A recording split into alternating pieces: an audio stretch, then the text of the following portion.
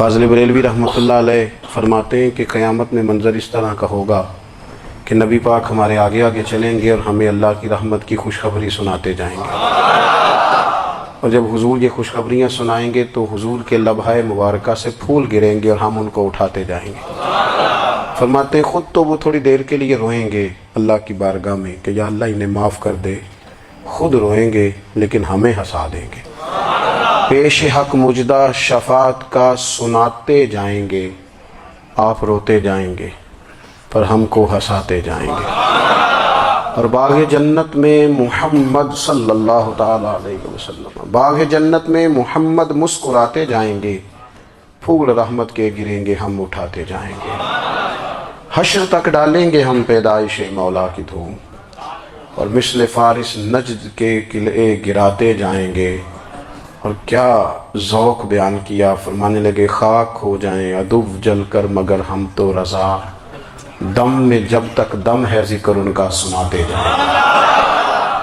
جب تک سانسوں کی ڈوری چل رہی ہے، دم میں جب تک دم ہے ذکر ان کا سناتے جائیں گے۔ اللہ تبارک و تعالیٰ نے نا ہمارے محبوب کریم علیہ السلام کو دنیا میں بھیجا تو فرمایا یا ایھا الناس قد جاءکم برہان من ربکم، اے لوگو تمہارے پاس تمہارے رب کی دلیل آ گئی ہے۔ اللہ تبارک و تعالیٰ نے محبوب پاک علیہ السلام کو سراپا دلیل بنا کے بھیجا۔ باقی انبیاء کرام علیہم السلام کے پاس بھی اپنی نبوت کے دلائل کے طور پر بے شمار معجزات تھے، اور حضور کریم علیہ السلام کے تو پورے وجود کو ہی اللہ نے معجزہ بنایا ہے۔ اور نبی پاک صلی اللہ تعالیٰ علیہ وآلہ وسلم کی نبوت کی دلیلیں، حضور کے رسالت کے مستحکم دلائل جگہ جگہ آپ کو ملیں گے۔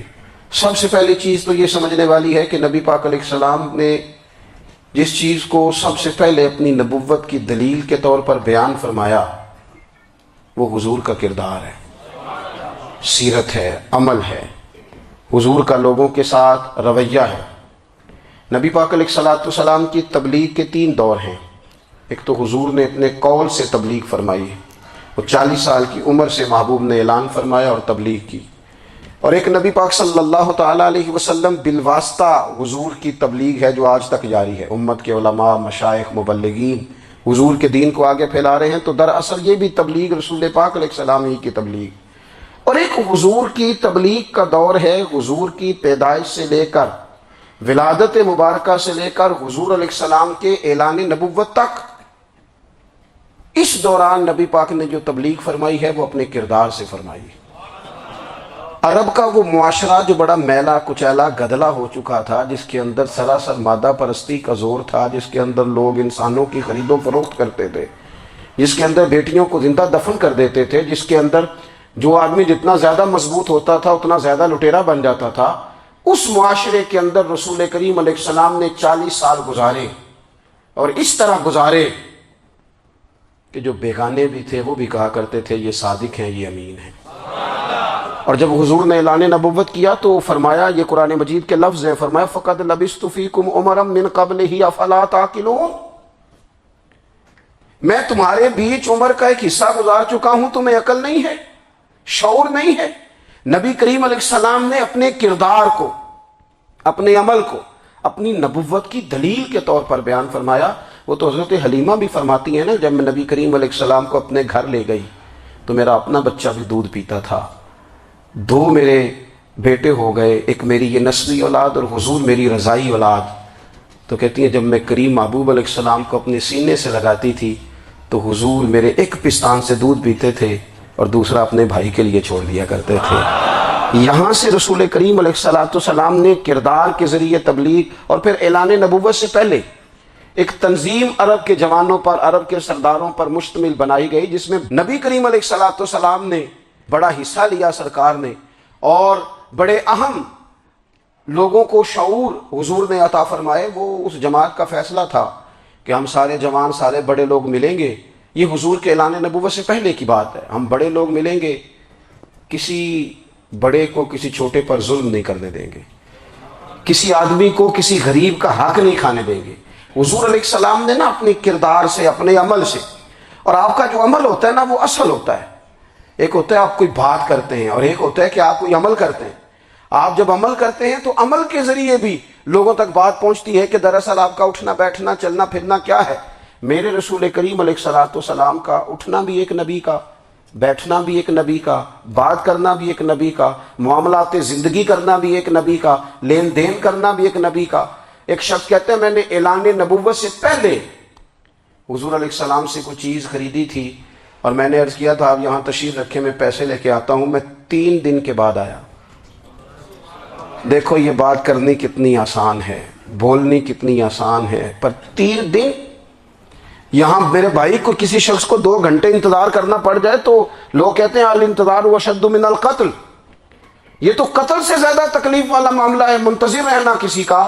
کہتے 3 دن کے بعد میں آیا تو میرے رسول کریم وہیں تشریف فرمایا، بس اتنا فرمایا یار تم نے مجھے بڑی تکلیف میں ڈال دیا، 3 دن ہو گئے یہاں رکے ہوئے۔ تو حضور نے اپنے کردار کو، اپنے عمل کو، اپنے معاملات کو سب سے پہلے اپنی نبوت کی دلیل کے طور پر پیش کیا۔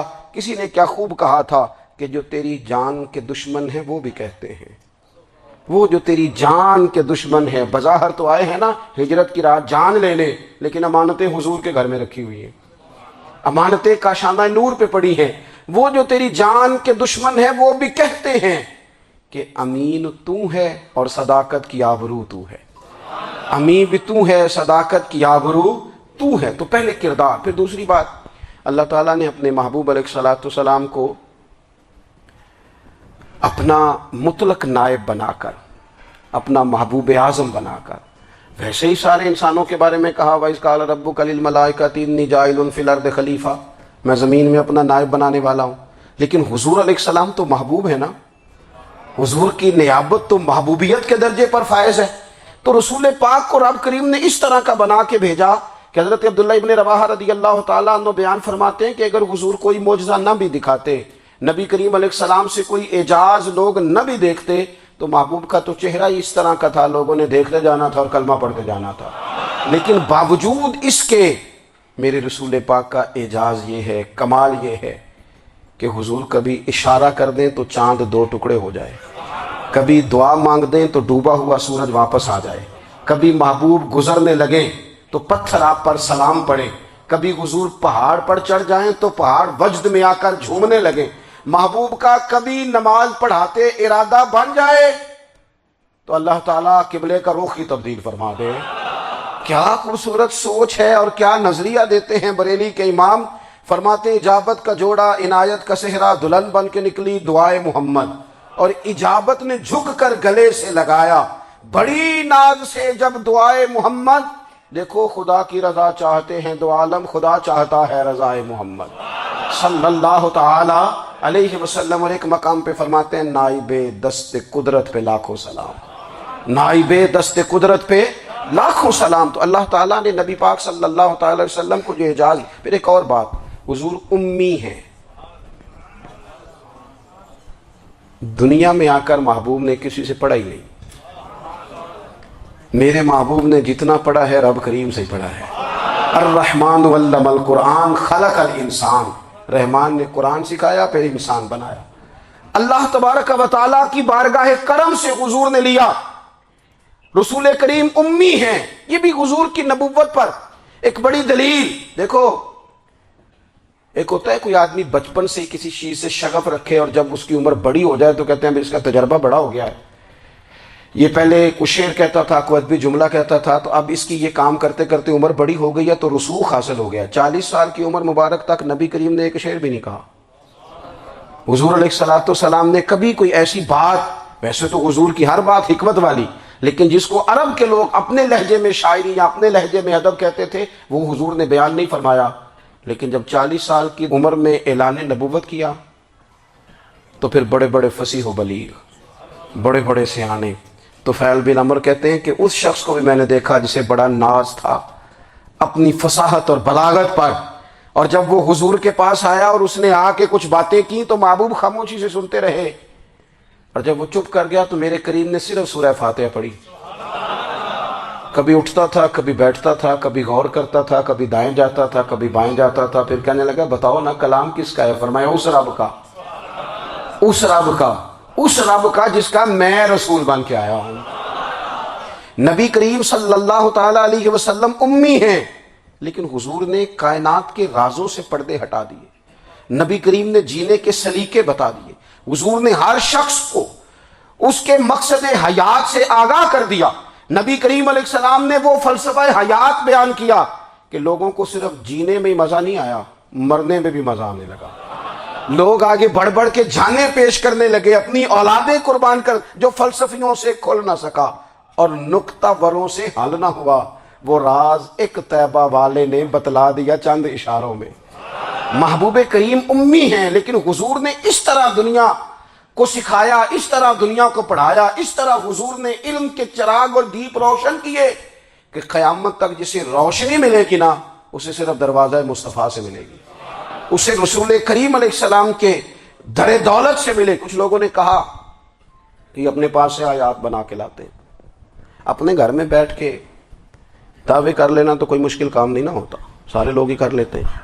بلکہ وہ ہمارے ایک بزرگ کہا کرتے تھے، خیالی پلاؤ پکائیے ٹکے ہو کدے بھی کاٹ نہ پائیے، کیونکہ کون سا پیسوں کا ڈالنا ہے، زیادہ ڈالیں آپ اور زیادہ ڈالیں۔ بہت سارے لوگ ہیں آج بھی، کچھ لبرل ہیں بیچارے، کچھ دین بیزار طبقہ ہے، وہ کہتے ہیں جناب ہمیں تو جدید باتیں بتائیں، ہمیں تو نئے اسلوب کے مطابق لے کے چلیں، ہمیں تو او بھائی سن، میرے نبی پاک علیہ السلام نے فرمایا میرا قرآن کبھی پرانا نہیں ہوگا، اسے پڑھ کے دیکھ، اس کی جدت کا حسن دیکھ، یہ تو کھلا ہوا باغ ہے، تو ایک دفعہ اس کے قریب آئے گا تو خوشبو ملے گی، دوسری دفعہ آئے گا تو اس سے زیادہ تازی ملے گی، ایک دفعہ پھل کھائے گا تو مزیدار ہوگا اور دوسرا کھائے گا ہو سکتا ہے شکل ملتی جلتی ہو لیکن ذائقہ بڑا نرالا ہوگا۔ تو تو صحیح نا، جب کچھ لوگوں نے کہا یہ خود سے بنا کے آیات لاتے ہیں تو فرمایا وَإِن كُنتُمْ فِي رَيْبٍ مِّمَّا نَزَّلْنَا عَلَىٰ عَبْدِنَا فَأْتُوا بِسُورَةٍ مِّن مِّثْلِهِ، اگر تمہیں کوئی شک ہے اس میں جو ہم نے اپنے بندہ خاص میں نازل کیا ہے تو تم بھی اس جیسی ایک آیت بنا کے لاؤ۔ اور چلو چیلنج کھلا ہی دے دیا، فرما وَادْعُوا شُهَدَاءَكُم مِّن دُونِ اللَّهِ،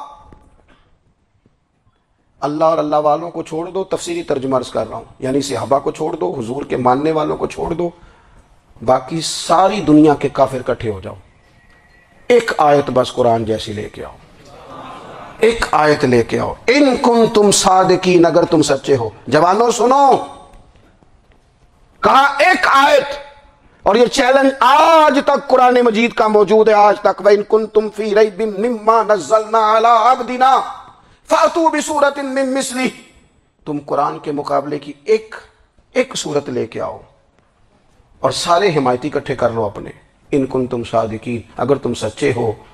جواب تو ادھر سے آنا تھا نا، لیکن کائنات کے رب نے جواب بھی خود دیا، فرمایا فَإِن لَّمْ تَفْعَلُوا وَلَن تَفْعَلُوا، اگر تم نہ لا سکے، اور فرمایا تم لا سکتے بھی نہیں، اگر تم نہ لا سکے اور تم لا سکتے بھی، نہ خنجر اٹھے گا نہ تلوار تم سے، یہ بازو میرے آزمائے ہوئے ہیں، وَلَن تَفْعَلُوا، تم لا بھی نہیں سکتے، فَاتَّقُوا النَّارَ الَّتِي وَقُودُهَا النَّاسُ وَالْحِجَارَةُ، پھر اس آگ سے ڈر جاؤ جس کا ایندھن آدمی اور پتھر ہے، اُعِدَّتْ لِلْكَافِرِينَ، بنائی کافروں کے لیے، بنائی مومنوں کے لیے تو رب نے جنت بنائی ہے، اُعِدَّتْ لِلْكَافِرِينَ، یہ دوزخ اللہ نے کن کے لیے بنائی ہے؟ اُعِدَّتْ لِلْكَافِرِينَ کہتا ہے کافر کے لیے بنایا۔ تو اللہ تبارک و تعالیٰ نے میرے رسول پاک صلی اللہ تعالیٰ علیہ وسلم کو وہ کتاب عطا فرمائی، اور پھر حضور کی فصاحت و بلاغت، معرفت۔ دیکھو، ایک ہوتا ہے گھنٹوں باتیں کرنا، ایک ہوتا ہے کئی کئی والیم پر مشتمل، کئی کئی جلدوں پر مشتمل کتب کا لکھنا، اور ایک ہوتا ہے کسی بندے کا ایک بات کرنا اور سامنے والے کی طبیعت کو اتنا جگا دینا کہ اگلی بات فوراً ہی اس کی سمجھ میں آ جائے۔ اور حضور نہ کسی کی انا کو نہیں جگاتے تھے، ہم بعض اوقات کسی سے خطاب کرتے ہیں، بات کرتے ہیں تو سامنے والے کی انا کو جگا دیتے ہیں، ٹھیس پہنچاتے ہیں، وہ کہتا ہے چل پھر تگڑا ہو جا میں بھی آیا۔ حضور انا نہیں جگاتے تھے، میرے نبی پاک ضمیر جگاتے تھے تاکہ وہ شخص فیض حاصل کر سکے، اسے کچھ ملے۔ نبی کریم کا جو انداز تکلم ہے وہ اس طرح کا ہوتا تھا کہ انسان خود بخود کھل اٹھتا تھا کہ مطلب یہ بات ہونے کیا لگی ہے، مطلب حضور کیا فرمانے لگے۔ نبی کریم صلی اللہ تعالیٰ علیہ وسلم، ایک دن محبوب کریم نے صحابہ کے بیچ حضور کی فصاحت و بلاغت دیکھے، فرمایا محبوب نے کتنا نادان ہے وہ شخص جو اپنے ماں باپ کو گالی دے۔ کھلی ہو گئی لوگوں کی آنکھیں، کان کھڑے ہو گئے کہ یا رسول اللہ کون ایسا بدبخت ہے جو ماں باپ کو گالی دے گا؟ اب جب سوالات ذہنی سطح پر پوری طور پر ابھر گئے نا، تو اب رسول کریم نے بات سمجھائی. یہ ہے فصاحت و بلاغت، تیرے آگے ہیں یوں دبے لچے فصحاء عرب کے بڑے بڑے، کوئی جان منہ میں زبان نہیں بلکہ جسم میں جان نہیں. یا رسول اللہ کون ایسا نالائق ہے جو ماں باپ کو گالی دے؟ اب جب ذہنی سطح یہاں تک ابھر آئی تو اب حضور نے سمجھایا، فرمایا جب تم کسی کے ماں باپ کو گالی دو گے نا تو وہ بھی تو جواب میں تمہارے ماں باپ کو دے گا نا. تو فی نفس ہی یہ تم نے خود ظلم کیا ہے اپنے ماں باپ پر. کیوں تم نے ایسا لہجہ اختیار کیا کہ جس سے سامنے والے کی انا جاگ جائے اور وہ تمہارے مقابلے میں آ کر کے کھڑا ہو جائے؟ کیوں تم نے اس طرح کے انداز اختیار کیے کہ جس سے سامنے والا بھی سارے پنجے کھڑے کر کے باہر نکل آئے اور کہے آ جاؤ پھر میں بھی میدان میں حاضر ہوں؟ رسول کریم کی فصاحت بلاغت دیکھیں نا، حضور 2-4 جملوں میں ساری بات سمجھا جاتے ہیں. ایک حدیث پاک اگر ہماری سمجھ میں آ جائے، ایک روایت نبی پاک صلی اللہ تعالی علیہ وسلم نے فرمایا خوبصورت مسلمان وہ ہے جو بے مقصد باتوں کو چھوڑ دے. لو اس سے پوری زندگی سجائی جا سکتی ہے، ایک جملے سے پوری زندگی سواری جا سکتی ہے. کوئی لمبی چوڑی باتوں میں جانے کی ضرورت نہیں. کہا خوبصورت مسلمان یہ ہے جو بے مقصد باتوں کو چھوڑ دے، لا یعنی باتوں کو. کیا کہتے ہیں ہمارے دیہات کے لوگ، جڑے پنڈ جانا نہیں اودا راہ پوچھنے دی. لیکن آج کل لوگ باز آندے یعنی جس بات کا بالکل تعلق نہیں نا وہ بات بھی کرتے جاتے ہیں، جس کا شعبہ ہی نہیں وہ بھی چھلانگ لگا کے اس میں آ جاتا ہے. ہم اپنا وقت ضائع کرتے ہیں، اپنی صلاحیتیں ضائع کرتے ہیں، اپنا نقصان کرتے ہیں. ہم اپنا کام صحیح کر کے نہیں کرتے اور دوسری ساری دنیا کو ٹھیک کرنا چاہتے ہیں. او بھائی آپ جس جگہ جس شعبے سے تعلق رکھتے ہیں آپ اپنے معاملات میں مضبوطی پیدا کریں. حضور نے اپنی فصاحت کے ساتھ بلاغت کے ساتھ لوگوں کو قائل کیا اور قرآن مجید کی تاثیر کا یہ اثر میرے کریم رسول نے دکھایا کہ رات کو جب حضور بیٹھ کے قرآن پاک پڑھتے تھے نا،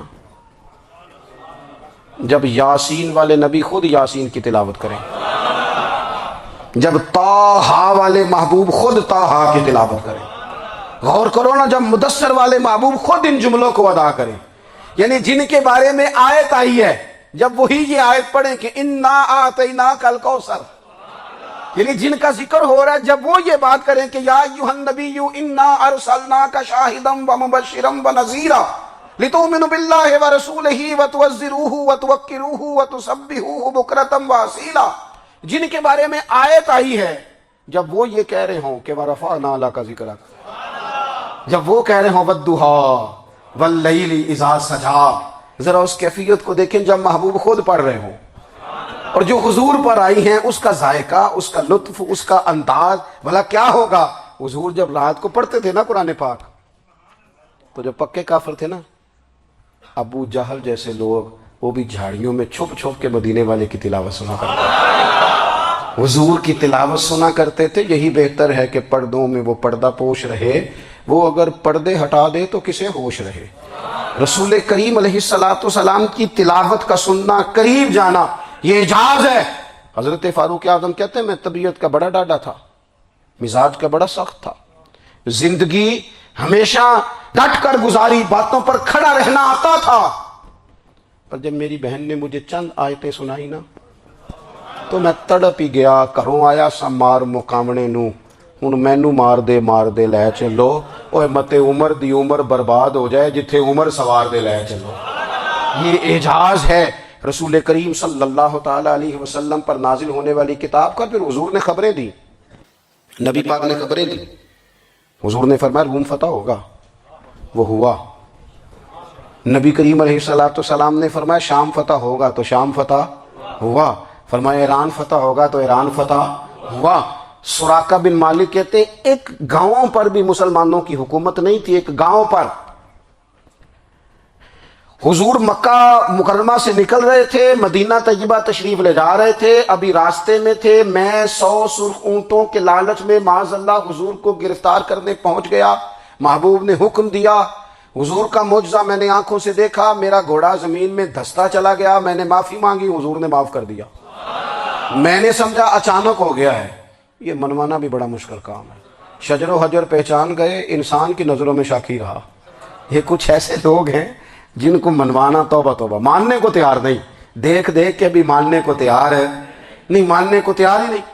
کہتے ہیں کہ میں نے پھر چاہا آگے بڑھنا تو پھر زمین کے اندر میرے گھوڑے کے پیر دھنسنے لگے, پھر معافی مانگی. کریم تیرے معاف کرنے کی ادا پہ بھی قربان جائیں. یہ نہیں فرمایا کہ تو بار بار یوں ہی کرتا ہے, فرمایا معافی مانگتا ہے, جا میں نے معاف کیا. کہتے ہیں 3 دفعہ میں آگے بڑھا, 3 دفعہ حضور نے معاف کیا تو مسکرا کے فرمانے لگے تو یہاں مجھے گرفتار کرنے آیا ہے, وہ کیسے روم کا علاقہ فتح ہوگا. وہ کنگن جو پہنتا ہے نا ہاتھوں میں, بادشاہ کے کنگن معروف ہیں, وہ تیرے ہاتھوں میں آئیں گے. اللہ کرے آپ سمجھیں. یہ جو لوگ ڈری ڈری سہمی اور ہمارے بچے مایوسی کی معاذ اللہ باتیں کرتے ہیں, وہ دیکھیں حضور کس طرح کی گفتگو فرماتے ہیں. ابھی ایک گاؤں پر بھی اسلام کی حکومت نہیں, لیکن حضور کا خبر دینے کا انداز. کریم فرمانے لگے وہ کیسر روم کے جو کنگن ہوں گے وہ تیرے ہاتھوں میں آئیں گے. جناب سراقہ بن مالک فرماتے ہیں کہ میں مسلمان ہو گیا, حضور کا وصال ہو گیا, کنگن نہیں آئے. حضرت ابوبکر صدیق کا وصال ظاہری ہو گیا, کنگن نہیں آئے. جناب عمر کا دور آ گیا, سراقہ بوڑھے ہو گئے. کوئی بندہ پوچھتا نا کہ اب تو عمر ڈھل گئی ہے, زندگی کا پتہ نہیں. کہنے لگے نہیں میں نہیں جاتا, جب تک کنگن نہیں آتے اسرائیل کوئی نہیں آئیں گے. کیونکہ ساڈے نبی دی زبان ساڈے واسطے قرآن. جو دن کو کہہ دیا دن ہے تو دن نکل آیا, جو شب کو کہہ دیا شب ہے تو رات ہو کے رہی.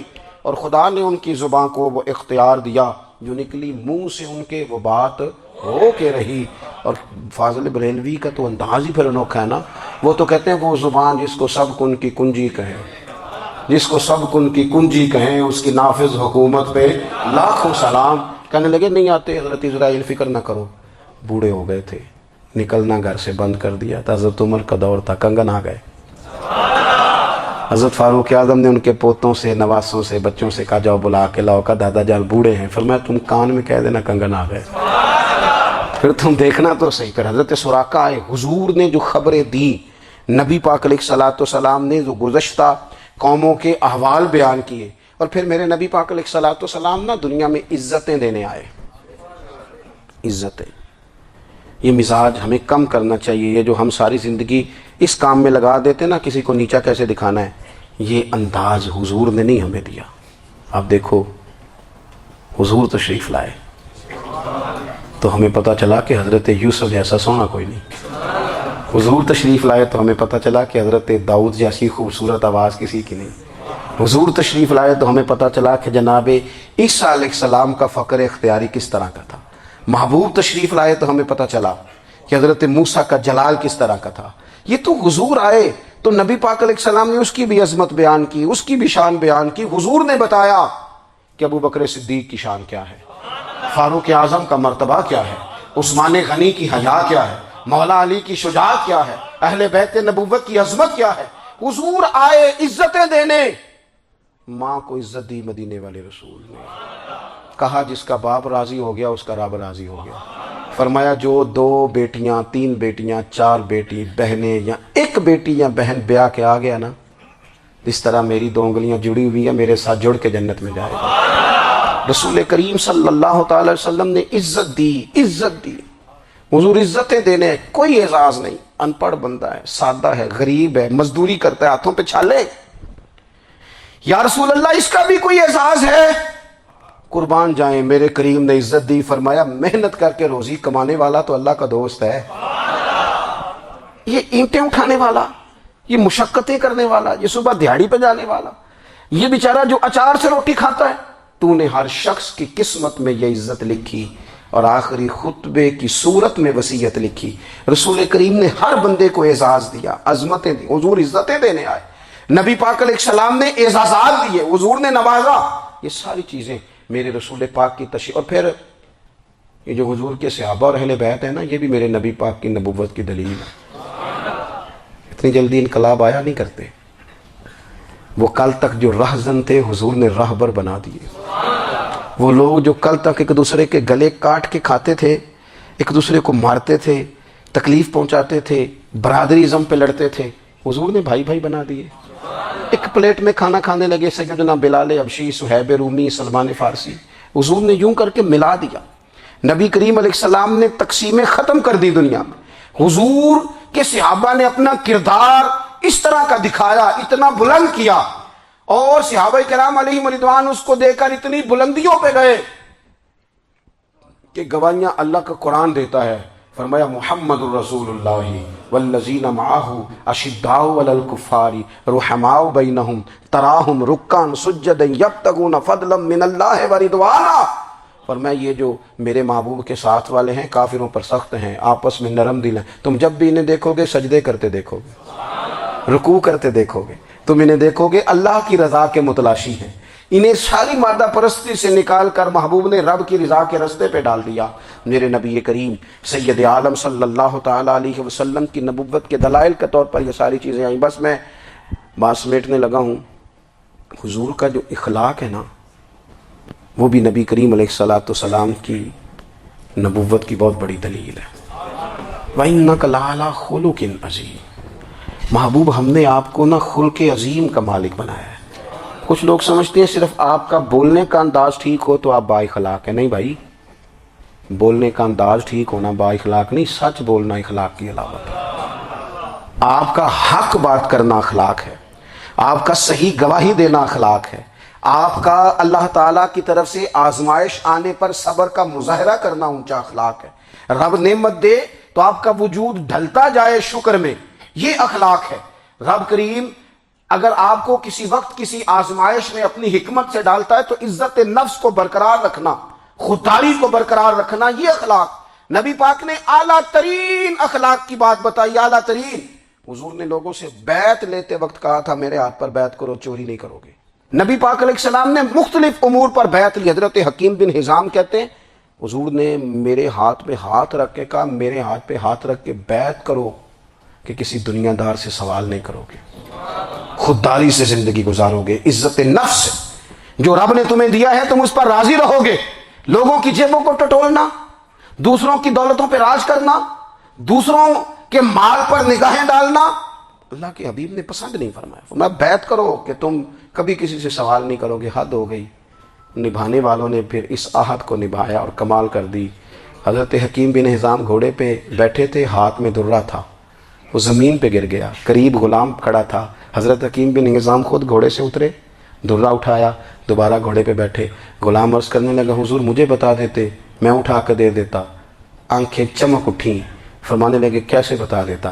اپنے رسول سے وعدہ کیا ہے کبھی کسی سے سوال نہیں کروں گا، کبھی سوال نہیں کروں گا. اللہ کے محبوب نے ہمیں اعلیٰ اخلاقی قدروں کی بات ہمیں سکھائی ہے.